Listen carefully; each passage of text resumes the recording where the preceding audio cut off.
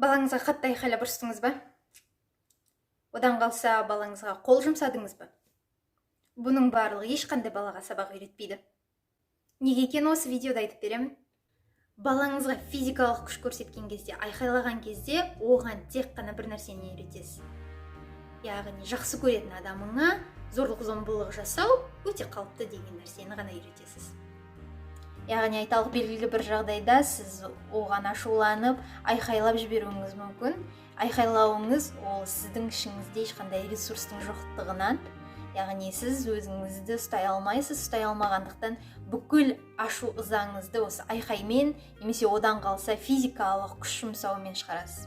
Ашуыңыз қатты келіп, балаға айқайлайын деп тұрған кезде табаныңыздағы жерді сезінуге тырысыңыз. Бірінші, екіншіден, аспанға қарап белгілі бір 30 секундқа дейін терең-терең дем алуға тырысыңыз. Сол кезде бүкіл ашуыңызды экологиялық тұрғыда шығара аласыз да балаға айқайламайсыз.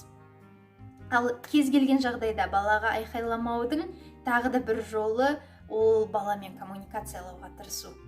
Кез келген бала түсінеді. Мен сізге бірден айтайын. Жаңадан туылған сәби болсын, немесе белгілі бір жастағы бала болсын, оның барлығы сіздің сөздеріңізді түсінбесе де, балалар эмоцияларыңызды түсінеді. Барлық балалар сөйлеу қабілетіне жетпес бұрын өзін қоршаған ортадағы адамдардың эмоцияларын танып білуді үйренеді. Сондықтан да балаға сіз қандай эмоциямен жауап бересіз, сол өте маңызды.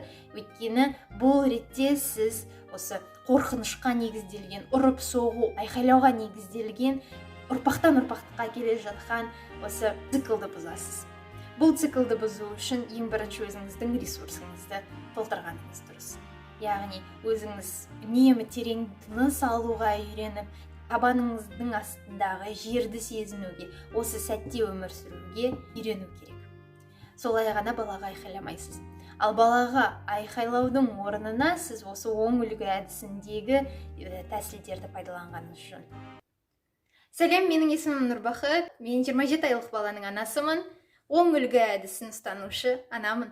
Осы каналдағы барлық видеолар бала тәрбиесіне келген кезде оң үлгі әдісін және де Монтессори философиясын ұстануға арналған.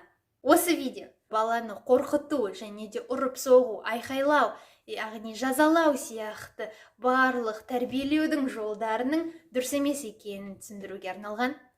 Жазалауға негізделген, яғни оны ұрып соғу, айқайлау, қорқыту арқылы, немесе оның жасаған әрекетінен өзін өте жаман сезіндіру үшін арналған тәрбиелеудің жолы болып келеді. Жазалауға негізделген тәрбиелеудің жолы тура сол сәтте жұмыс жасайды. Яғни сіз балаңызға айқайладыңыз, немесе ұрыстыңыз, ұрдыңыз, бала сол кезде жасап жатқан әрекетін бірден тоқтатады да қатып қалады. Ал негізінде баланың миында осы ситуациямен күресудің мақсатында өшіру командалары жұмыс жасайды. Яғни сол кезде ми ойлау, коммуникациялау, үйрену сияқты қабілеттерді мүлдем өшіріп тастайды. Яғни бала мүлдем бұл жерде ешқандай сабақ алмайды. Ал осы өшіргеннің себебінен келесі жолы тура осындай жағдай болған кезде баланы не жасаған дұрысырақ екенін үйренбейді. Жазалаудың орнына балаларымызға өмірде өзін өзі тез қалпына келтіре алатын, өзін сенімді қылып өсіруге көмектесетін және де өзін бағалайтын қасиеттерді үйретуге мен ғана емес, осы оң үлгі әдісін ұстанушы барлық ата-аналар бәріміз бірге шақырамыз. Мысалы, екі бала ойнап жатыр делік, оның бауыры немесе досы болуы мүмкін. Сол кезде балаңыз құрастырған мұнараны екінші бір бала қиратып тастағанын көресіз. Мысалы, мынау ересек адамның дамыған миы болатын болса, кішкентай балаларда ол тек қана тең жартыдай ғана болады. Уақыт өте келе баланың импульсті бақылау қабілеті артады да, ол миының дамуына алып келеді. Яғни балаңыз импульсті бақылау қабілетінің дамымағанның салдарынан ол сол мұнараны қиратқан баланы ұрып жіберуі мүмкін, немесе оны итеріп жіберуі мүмкін.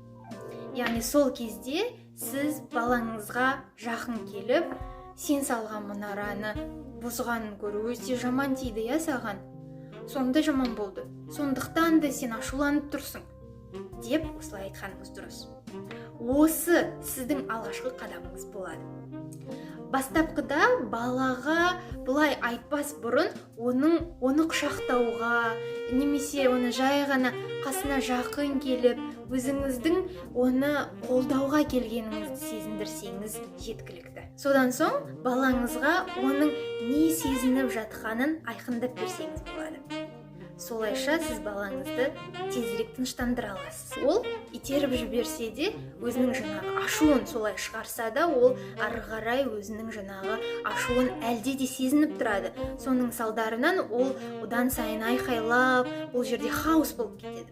Осы хаосты сізге тоқтату үшін және де баланы қалпына келтіру үшін, тыныштандыру үшін баланың не сезініп жатқанын айқындап беру өте қатты көмектеседі.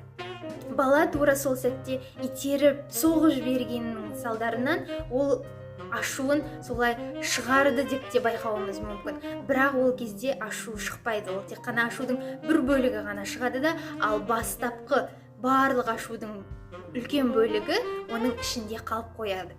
Ал сол қалып қойған ашуды шығару үшін сіз оған осы эмоциясын айқындап беруіңіз қатты көмектеседі. Баланың сезімін айқындап айтпас бұрын, оның қасына жай ғана келіп, оны моральдық тұрғыда қолдайтыныңызды балаға сезіндірсеңіз, ол жақсырақ. Содан кейін баланың жаңағы тынышталған, оның жаңағы сіздің айтатын сөздеріңізді дайынау деген сәтте баланың ситуациясына икемделіп, осы айқындау сөздерді айтсаңыз болады. Баланың эмоциясын айқындап бергеннен кейін сіз екінші қадамға көшсеңіз болады. Яғни бұл кезде сіз балаға барлық эмоцияларды сезіну дұрыс екенін есіне салып отырасыз. Балаға сен ашуланып тұрсың. Бұлай ашулану табиғи нәрсе, ол дұрыс нәрсе. Мен де кейде ашуланамын деп айтуыңыз арқылы баламен қарым-қатынасыңызда екеуіңіздің араларыңызда сенімді ұялатасыздар. Осыдан кейін үшінші қадамға кезек келеді.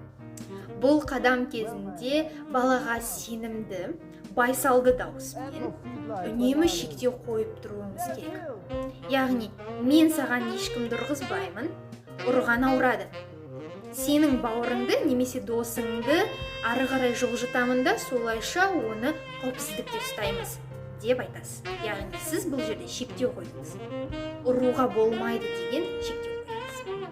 Соңғы төртінші қадамыңыз балаңызға өзінің сезініп жатқан сезімін шығарудың экологиялық жаңа жолын көрсетуге тырысасыз. Сол кезде балаңызға келесі жолы сен өзіңді осылай ашулы сезініп тұрған кезде аяқтарыңмен жерді таптасаң болады. Немесе мына жастықты ұр деп жастықты ұсынасыз. Сол кезде бала өзінің жаңағы эмоциясын бақылауды үйренеді. Тағы да қайталап өтуге рұқсат беріңіз. Бұл сөздердің барлығын хаос болып жатқанда айту қатты мүмкін болмауы мүмкін. Сол кезде сіз басында балаңыздың қасына жай ғана жақын келіп, оны физикалық тұрғыда қолынан ұстайсыз ба, немесе құшақтап қана балаға өзіңіздің қолдау ретінде келгеніңізді сезіндіргеніңіз маңызды. Ситуация орын алған кезде бірден балаға осы сөздерді айтудың мүмкіндігі бірден тумайды. Мен оны түсінемін, сондықтан да сіз балаңыздың дайынау деген кезінде осы ситуацияны бір шолып өтсеңіздер болады, және де міндетті түрде осы 4 қадамның барлығын орындап шықсаңыз дұрыс. Ал осы техникалардың барлығын орындауда ұзақ уақыт өткен кезде сіз балаңыздың осы тынышталуға деген кеткен уақытының қысқарып жатқанын байқайсыз. Яғни балаңыз белгілі бір ситуациядан өзінің қалпына келу үшін тек қана азырақ уақыттың қажет екенін байқайтын боласыз. Себебі сіздің балаңыз оны үнемі қолдайтын, оның жанынан үнемі табылатын ересек адамның болуынан, оған кейінірек тынышталуға деген, өзінің қалпына келуге деген уақытты қысқарта беретін болады. Және де балаңызға үнемі қайғылы сезінудің, ашулы сезінудің, көңілсіз сезінудің барлығының табиғи сау процестері екенін білуінде. Осылайша бала өскенде ешкімді ұрмайтын және де белгілі бір қателік жасаған уақытта ешкімді ұялтпайтын сөздерді айтпайтын адам болып өседі. Мінекей біз бірге эмоционалды және физикалық зорлық-зомбылықты түп тамырымен осылай жоямыз.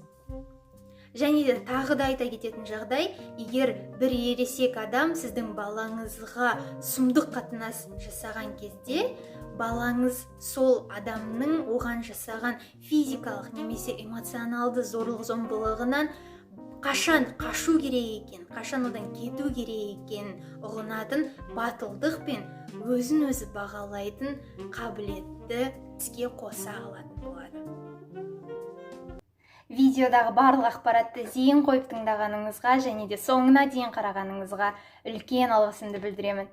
Осы видео сізге ұнаған болса, YouTube-та жасайтын барлық шаруаларды, яғни лайк басып, каналға тіркелуіңізді сұраймын. Менің келесі видеоларымда кездескенше, сау-сау!